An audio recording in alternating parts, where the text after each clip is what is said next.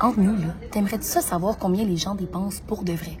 Eh bien, j'ai fait le gros de la job pour toi parce que j'ai demandé à des jeunes à travers tout le Canada de nous parler de leur réalité financière. Je ressens le plus l'inflation dans le yogourt grec. Une bonne journée à l'épicerie quand le yogourt grec ou le skyr, le yogourt islandais, est en spécial. Une aubaine. Avant, on faisait nos courses genre dans les petites fruiteries du quartier, whatever, mais depuis quelques temps, à cause de l'augmentation du coût de la vie, on achète que les affaires en spécial. J'exagère, là. Devine, ça a coûté combien à l'épicerie cette semaine? 180? Non, 155. Où tu as ressenti l'inflation le plus? Surtout au niveau de l'épicerie. En achetant les mêmes choses, un an après, c'était comme 300 $ ne suffisait plus. On achète à rabais, mais on n'a pas une limite. J'ai trouvé un port à 30 % de rabais qui expire demain. Ça paraît dans une facture. Ça m'est quand même revenu à 92,15 puis j'ai acheté juste ce qui manquait à la maison. Dans les courses, je fais tout le temps un détour pour aller une friperie quartier. C'est vraiment plus économique au niveau des produits frais. Bon, à part l'épicerie et l'inflation, le logement préoccupe aussi beaucoup les 18 à 34 ans si je me fie à un sondage léger. Pour avoir quitté le cocon familial il y a à peu près 1 an, au grand désarroi de ma mère d'ailleurs, je réalise que c'est pas pour les faibles, hein? À Toronto, j'ai presque rencontré personne qui a mon âge, qui ses parents sont à Toronto et qui habitent en appartement. Là, je paye 1290 en habitant à 5. C'est comme l'équivalence genre torontoise de Friends. Nous, on habite dans on appelle ça un dry cabin parce qu'on n'a pas d'eau courante. Ça nous coûte 900 $ par mois. Mon appartement, 1410. Pour un 3,5?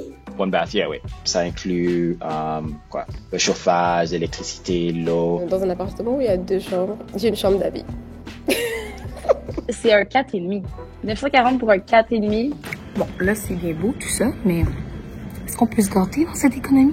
Petit moyen? Un petit luxe, là, de temps en temps? Un bonbon, par exemple? Me gâter, c'est un gros mot, comme je sais que j'achète beaucoup de vêtements.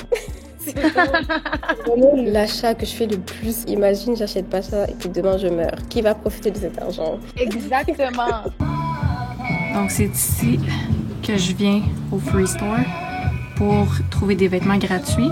J'ai trouvé un super beau top de sport. Je fais beaucoup d'activités qui coûtent peu ou pas d'argent. Fait que j'ai l'impression de pas être pris dans le piège de la surconsommation. J'ai l'impression, moi, d'être riche, là. Puis c'est où le secteur où tu dépenses le plus, tu dirais? Oh, la technologie. La technologie est là pour faciliter ta vie. C'est juste tap que j'ai oublié un certain moment. C'est comme, oh, t'as dépensé 200 $. Moi, j'essaie de trouver une balance entre, je vais jouir de l'argent. C'est là pour, je sais pas, pour être utilisé. Mais aussi, j'ai comme un tracker avec un Excel sheet, etc., où est-ce que je mets chaque dépense. Un des environnements où je coupe pas, c'est au niveau comme de la bouffe. C'est sûr que je m'achète pas du caviar à la pelletée. La semaine dernière, j'ai acheté un vélo pour me transporter en ville. La passe mensuelle pour le transport en commun à Toronto pour étudiants, c'est 123 $. Pour vrai, s'il y a une chose pour laquelle je vais jamais être cheap out dans la vie, c'est genre le sport et ma santé. J'ai l'impression que je suis quand même économe dans plein de facettes de ma vie. Fait que quand c'est le temps de faire une grosse dépense, j'ai pas peur parce que je sais que j'ai économisé sur plein d'affaires. Il y a 2 ans, je me suis acheté une moto. L'été, je vais au gym en moto, genre.